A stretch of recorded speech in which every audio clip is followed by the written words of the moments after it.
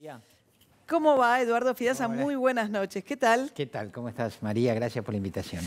No sé si, bueno, ¿qué opinás de este tema de cómo viene la economía y los últimos anuncios? A ver, ustedes fueron bastante exhaustivos en la explicación.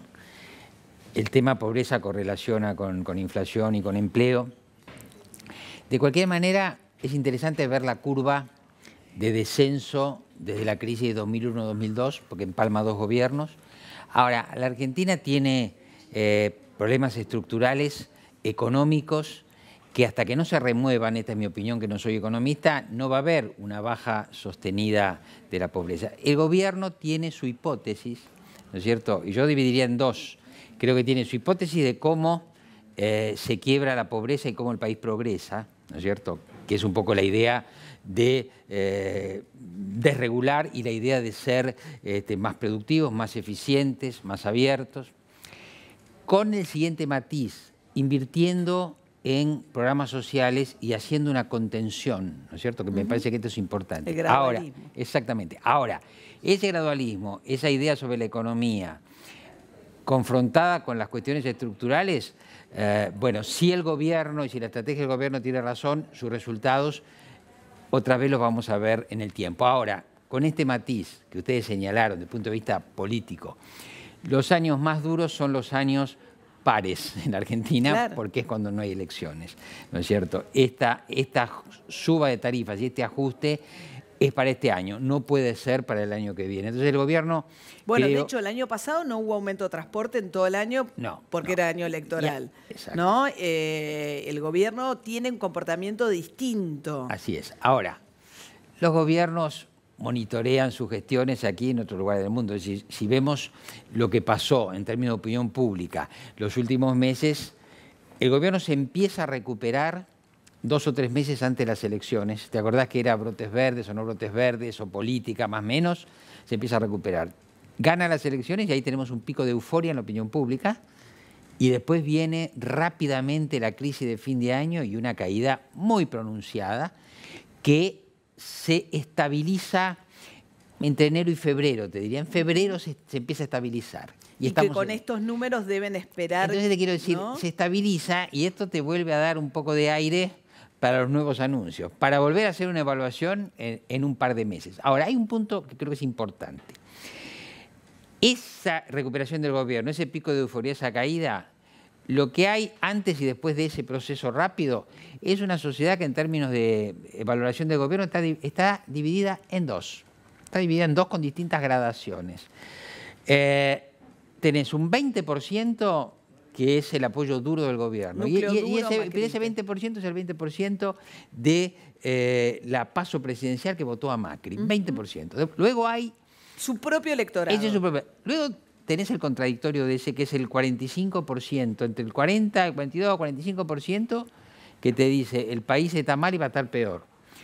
Y ahí ese es el territorio de la oposición y sobre todo el territorio de Cristina Kirchner. Y después tenés el grupo en torno al 30% que lo que te está diciendo es vamos, no estamos tan bien, pero vamos a estar bien. Y esa es la gente que le está permitiendo hacer la diferencia al gobierno, porque su base de sustentación en torno al 50% se compone de 20 férreos y de 30 que están esperando que se cumplan sus expectativas. Que me encantó tu definición, porque vos lo llamás los que hacen el aguante. Los que hacen el aguante. ¿No? Es decir, que no la están pasando bien, porque cuando uno dice el que hace el aguante, es uno que no la está pasando bien, pero que por algún motivo te sigue dando crédito. Bueno, ¿no? porque te sigue dando crédito, en primer lugar, porque no quiere volver hacia atrás.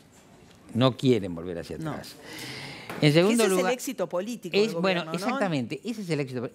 El voto por razones políticas tiene un componente clásico, acá hay en otros lugares, que es la confianza en el liderazgo actual más una expectativa puesta en el futuro. Ahora, no hay que confundir, porque el 20% es incondicional. Total. ¿No es cierto? Y yo te diría hasta es ingenuo, o es un poco naif, porque sí, porque estamos bien y vamos a estar mejor. Gente que está con una decisión de apoyar al gobierno como identificada, alguien. Bueno, pero sí. los otros son condicionales, es una relación contractual. ¿Por qué?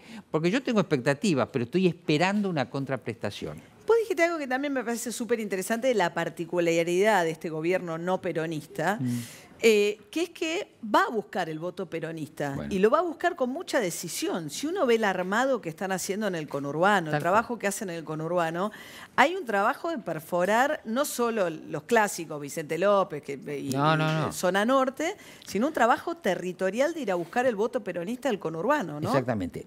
Basado en una hipótesis que el que la expuso mejor en este diario fue Rodrigo Sarrázaga, que escribió el año pasado que no hay una, digamos, una escisión solamente en la dirigencia peronista, sino que la habría también en la base peronista, en los sectores populares que han votado el peronismo, que, según esta hipótesis, que como me dijo Rodrigo, estamos testeándola, habría un sector con un horizonte aspiracional más alto, con trabajos de relativa mejor calidad y más formalidad, diferenciado de un sector con trabajos más informales, con menos aspiraciones, con menos educación y muy dependiente de los programas sociales. Lo que dice Sarrázaga es este sector más, digamos, que tiene una propensión más a apoyar el progreso, estaría escuchando el relato de Cambiemos, ¿no es cierto? Con la obra pública, ¿no? Me parece que la mayor apelación de Cambiemos, que no sé si, digo, porque todos los gobiernos te dicen que hacer un montón de obra, ¿no? Bueno, pero, eso es, a ver, es obra pública, el PRO descubrió la eficacia de las soluciones en la época en que la tecnología, yo digo, convirtió a la política para algunos en una app. O sea, si vos podés resolver con una aplicación una cantidad de temas de la vida cotidiana, la gente empieza a proyectar en la política la necesidad de respuestas eficaces y menos discursivas. Claro. Eso yo creo que es lo que PRO capturó, ¿no es cierto? Sí. Ahora, estamos en el terreno donde los políticos establecen sus estrategias y los analistas y los sociólogos y los especialistas en pobreza hacen sus análisis. Entonces, por ejemplo, no tenemos una evidencia de que esté capturando, Cambiemos, votos de sectores populares. Tenemos la evidencia que cada vez trabajan para eso. Sí, y que cada vez que un movimiento político de la Argentina logra un éxito electoral, siempre se está saliendo un poco de su target característico, ¿no es cierto? Te doy el caso, para llegar al 50% de los votos, el no peronismo de la Argentina se basó en las clases medias y en la captura de fracciones de los sectores populares. A la inversa, cuando el peronismo obtiene el 50%, se basa en su electorado natural, que son los sectores populares, y captura fracciones de clase media. Lo que se ha visto en la última elección es que efectivamente Cambiemos capturó sectores populares. Pero atención, estos sectores populares hoy están subrepresentados por el peronismo y uno puede decir, esto es una captura momentánea o esto es algo más perdurable. Ahora, como vos decís, y yo escribí, efectivamente el proyecto de Cambiemos es ambicioso en términos de capturar. Ahora, todos en la Argentina estamos ceñidos a la manta corta. Yo también me pregunto, ¿no es cierto?, si el gobierno no hace determinadas cosas para herir la sensibilidad de algunos sectores de su propia coalición. Cuando el presidente recibe a Chocobar, eso repercute bien abajo de la escala social porque la gente tiene una opinión sobre la violencia, la padece, ¿no es cierto?, y tiene menos pruritos. Ahora, a su vez, genera rechazo, por ejemplo, en sectores radicales o en sectores de coalición cívica. ¿No es cierto? Y entonces vos tenés que Pero esos sectores, mensurar ¿a muy dónde bien. van a ir? Yo pensaba, porque Macri toma el tema del aborto de repente, Sí. ¿no? Que él está en contra. Pero que está en contra genuinamente, Sí. digamos. Yo le creo que está en contra, ¿no? No es que... Sí. Y se le enoja a su base. Uno ve, digo, Carmen Polledo, digo, los dirigentes, Esteban Burris, digo, algunos de ellos dolidos con que sea una agenda del presidente. Ahora, ¿a dónde va a ir ese electorado? ¿No va a ir a otro lado? Yo suelo decir que muchos votantes de Cambiemos son como los afiliados a la prepagas. Están siempre de mal humor y no tienen a dónde ir. Algo de eso hay. Pero el voto de las clases medias en las democracias actuales es un voto muy fluido. De modo que yo te diría dos cosas. Uno, Cambiemos tiene una estrategia para capturar voto peronista, pero también tiene una estrategia, digamos, de una multioferta, que es el Macri del 1 de marzo, de una multioferta, según Target, como para que la sociedad tenga elementos para discutir, para interesarse, etcétera, etcétera, ¿no? Pero vos planteaste algo que me parece interesante también con relación a las clases medias y la corrupción. ¿Qué pasa cuando aparecen las offshore? O sea, cuando Peña trata de saldar esta discusión, cuando dice no es lo mismo un offshore que los bolsos, esa discusión ya está saldada. Sí. Yo te diría esto, más que lo que dice Peña, que está bien y será respetable y habrá que ver, hay que esperar qué va a decir Carrió y qué va a decir el periodismo de investigación de la Argentina. Este diario tiene muy buenos periodistas de investigación, al cual sus editores no le dicen que no expongan sus investigaciones, porque además estas investigaciones son internacionales, ¿no es cierto? Por otro lado, el presidente, como yo digo, se buscó una socia que opera como su super yo, o sea, que le recuerda sus obligaciones morales. Lilita Carrió. Que es Lilita Carrió. Entonces, la cuestión de la corrupción puede volverse en contra del gobierno.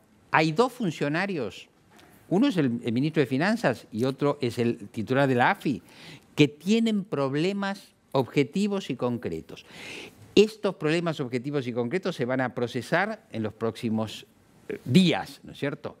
Bueno, hay que ver el gobierno en esto cómo se mueve.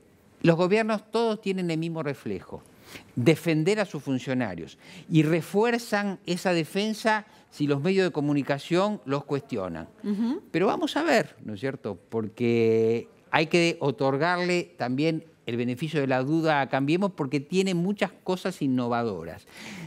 Es innovador por convicciones morales, es innovador por pragmatismo.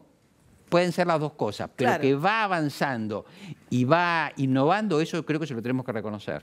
¿Qué pasa con Cristina Kirchner y la oposición? Daría la sensación que el peronismo entendió, o una parte del peronismo entiende que sin ella no llegan, pero con ella no pueden juntar a todo el peronismo. Mirá, Cristina creo que es la figura más funcional en este momento a Cambiemos, porque Cristina lo que está haciendo es obturar la renovación del peronismo. Pero si ella dice, como yo creo que ahora está más diciendo, si me tengo que correr, me corro. Yo te voy a decir algo, María, me parece que al peronismo se le plantea un problema inédito. Mi hipótesis es esta. El peronismo ha tenido a lo largo de su historia, respecto de lo que podríamos llamar un peronismo peronista. ¿Queremos pensar un peronismo peronista? Yo te voy a dar figuras. Por ejemplo, Cafiero, emblemático. Sí. Por ejemplo, Duhalde. En torno a ellos hay un peronismo que no es de izquierda, que no es de derecha, que no es neoliberal, que no es no. Muy bien, pero al peronismo le surgieron en el recuento que yo hago 3 desviaciones. Los montoneros y toda interpretación violenta que por supuesto Perón alimentó. El neoliberalismo de Menem y el cristinismo. Ahora, ¿qué pasa? Los montoneros terminaron muy mal y desaparecieron, y el neoliberalismo explotó en una crisis histórica. Este final trágico de sus desviaciones le permitió al peronismo renovarse. Bueno, pues lo de Cristina es que esa desviación goza de buena salud. Claro. No tanta salud como para organizar al peronismo, pero suficiente como para impedirle que se renueve. Claro, porque la hipótesis de íbamos a hacer Venezuela es una hipótesis. Eso es una hipótesis. Además, perdón, yo te quiero decir otra cosa. Cristina... Pero lo que quiero decir es que no terminó en una crisis. No, nunca... Perdón, o sea, por Macri eso digo, dice íbamos hacia una crisis, eso pero no le terminó sirvió, en una crisis. Exactamente, eso le sirvió al gobierno como un eslogan. Claro. Eso lo plantea muy bien Bomaro en su libro sobre PRO. Ahora, el hecho es, y acá está el punto, que el peronismo con Cristina Voto sigue representando a sectores que padecen la economía de la Argentina, padecen la circunstancia. Hay un punto donde se podrá llenar de páginas criticando al populismo. Ahora, yo te digo, el origen del populismo en un punto es la injusticia social. Por eso, si el gobierno quiere capturar sectores populares, lo va a tener que capturar haciendo redistribución de alguna manera para que eso no se asiente en una voluntad, en un eslogan, sino en condiciones palpables. Para que, ahora, la cuestión es esta. Macri cree que con su idea económica va a conseguir esta mejora. El cristinismo dice este es el gobierno de los ricos. Bueno, esto es lo que está en debate. Vamos a ver. Ahora, está claro que por más que el peronismo represente a los sectores populares, tiene que tener respuestas acordes al siglo XXI, porque la gente de sectores populares vive en el siglo XXI. Entonces, si vos querés un partido laborista que represente a los oprimidos, lo tenés que modernizar, porque aún los oprimidos se han modernizado, si no, no estarían todos con el celular. Interesantísimo, como siempre, qué placer. Muchas gracias. Bueno, gracias a vos.